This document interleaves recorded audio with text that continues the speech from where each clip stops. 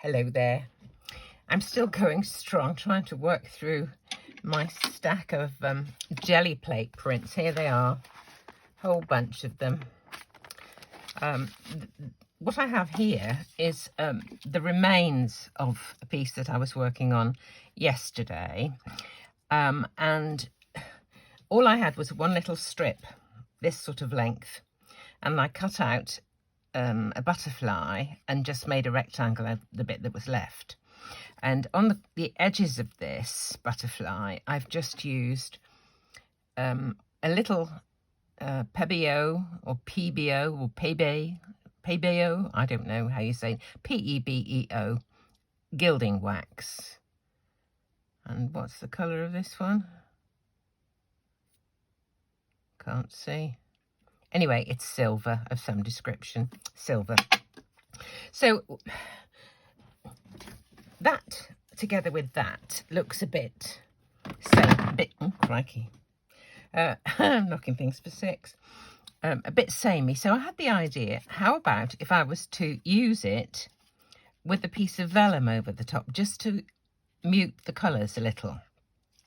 So vellum being very difficult to mount, I thought I would create an aperture and put these behind the aperture. Then I can attach the vellum and nobody will see where I've done it. This is an arch die, I think, by Photoplay, number 6, I think it is. And it's obviously too long for this one, but I can do a bit of jiggery pokery and make it shorter so that this would actually fit behind.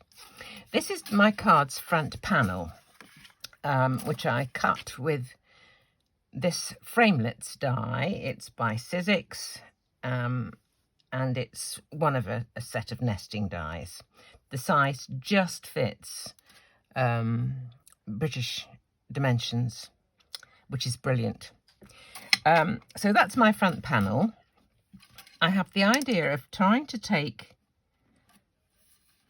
an arched window out of it so that I can pop that behind. So let's try and sort that one out first of all. Right, I'll bring my die cutting machine a bit further in so that you can see what's going on. Let me just, there we go. Right, so I think it's going to be, I like to have a reasonable proportion of space above and to this. I want this on one side. The reason being, I fancy putting the butterfly kind of like that, and I don't want it hanging off the side of the panel. So I'm going to go slightly to left of centre. Let me just get some low tack tape just to tack this into position. Right. If I have that about, yeah, I think that'll be all right there. Get it parallel with the edge and stick it in position. Okay, now what I'm going to do to make this arched window shorter is to just start from the top and come down part way and stop, and then bring it back out of the machine. So let's do that much first. So in it goes, and we're going to go part way and stop. Okay. Now I'm going to take this off, because what I need to do now is turn the paper around and do the other end so that it actually, this would go behind it. Looks like it might be about there. So get that out of the way. Where's my bit of sticky bit? Here it is. Stick that on the other end. I've got these side grooves in the same place. Now I can't go too far, otherwise I'll make a mess. So I've just got to just touch, turn it a bit on its, no, well, not too much because of, right. That should be enough. Should be enough. Let us see. And there we have a shorter window. Good out. Now the moment of truth. Does that fit behind? just, oh, what a relief. That is quite a relief. Okay, so what I want to do is to put some vellum behind it, and that behind the vellum, so that the image that you see is really gentle. It's kind of muted.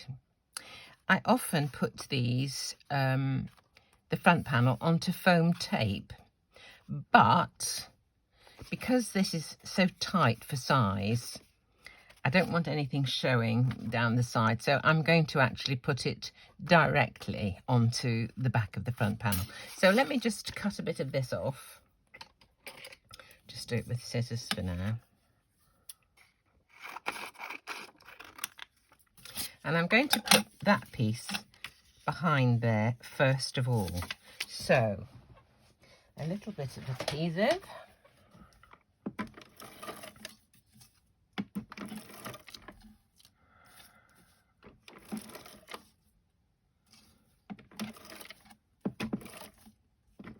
There we are. Put on my vellum. Okay. Now I'm going to put some more adhesive because I want to stick that on, and it's going to be tricky because there's not much overlap over the edge of the aperture, if any at all, really. So once it's in position, I'm going to have to glue the back of this to glue that to the card front. So let's just see how we go. Which way up do I want it? I want it that way up, actually. I don't know why. It's sort of sky and grass, really. I don't know why. A bit silly, really, but there you go. I have my moment. I'm not sure I understand. Oh, Mr. Siri, go away. For goodness sake, sticking your nose in. Good grief. Right, let me have a card base. Here is my card base. I'll just score this and fold it. This is half a sheet of A4 cut down the length and, as you saw, tent folded. So now I'm going to just glue the rest of this because it's got sticky everywhere. If I try and turn it over, I'll get in an almighty pickle. So here we go. Say that an awful lot. Let me just stick on some on this bit because that is going to shift if I don't stick it down. Right, there's my window. And I'm going to stick this directly onto the card front. There we go. Lovely. Right, now I want to soften the edge of this again, as I did with another one, and I'm just going to stick this little die cut. It's from one of a pair, this, if I can pick it up. It has two matching reflective ones. So I want it on the left hand side, just going over to the right like that. Now it's very, very fine, and they're notoriously hard to glue on without getting globs of everything all over the place. So once more, I'm going to use my micro dots. This one's still got quite a few left. You can see them. Yes, there's quite a few around here. So I did wonder if I was going to have to shorten this actually, but I think, as it's a short window, but I think it seems to be all right. So let's put that down on there. Move it in a little bit. Okay. Just press it down onto the dots. These are available all over the place. In UK, you can get them from a company called Stix2, S-T-I-X, number 2.co.uk. Sticks to anything. And I know in the States, you can get them in Simon Says stamp, apparently, so they should be available worldwide. So there is my piece of die cut with its micro dots on the back. You can use those sheets over and over again. Let's have a look about there, I think. There we are. Excellent. Now, oh, that's not one. I was thinking the die. Here is the butterfly, and I thought he would be rather nice. I want to show some of that jelly plate print there, so I don't want to take it somewhere around here. I think maybe this. Yes, just at the bottom. About there, I think. I do mess about for ages, wondering what to do, where to put things. Now I'm just looking for some glue dots. Here's some.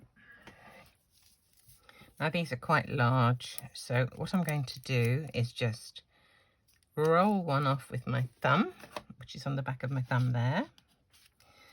Put it onto the back of the butterfly. There we go. And then I can stick it onto the card. There we go. Now, this butterfly is the Dreamy Butterfly from Memory Box, but it doesn't come with any feelers or body or any of that kind of stuff. I often add a few little gems, pearls or something where the body should be. But I've got this tiny scrap left over from this piece of gel printing. And I thought I have got all sorts of butterfly bodies from over the years, so I could get. I've got various sizes. Would that fit? That would just fit. Let's have that one. I think that's another Memory Box, but I don't know which butterfly it's from. Let me cut that one out. There we go.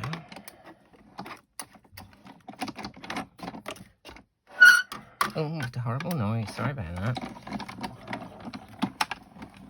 There we go.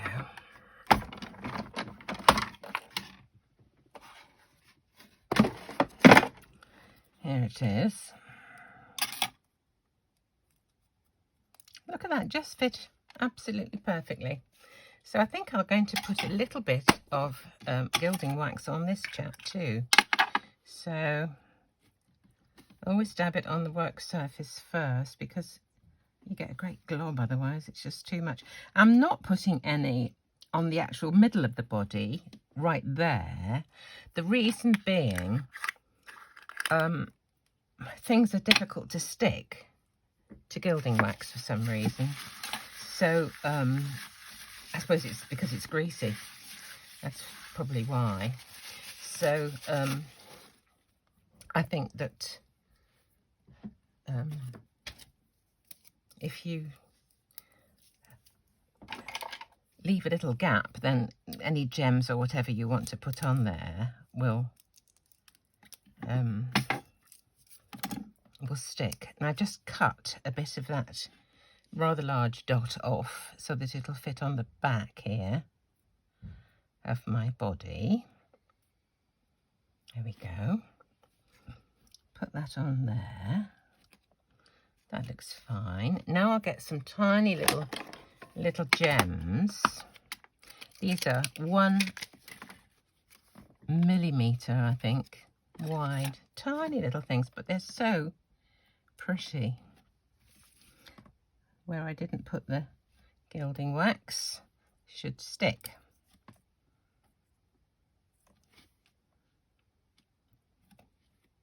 That's pretty, isn't it? Okay. Now I've got to decide whether I put a sentiment on there or whether I leave it.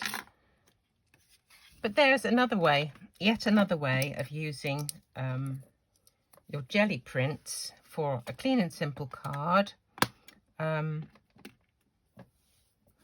think the butterfly now stands out so that there's the one behind is much more muted with the vellum on top of it.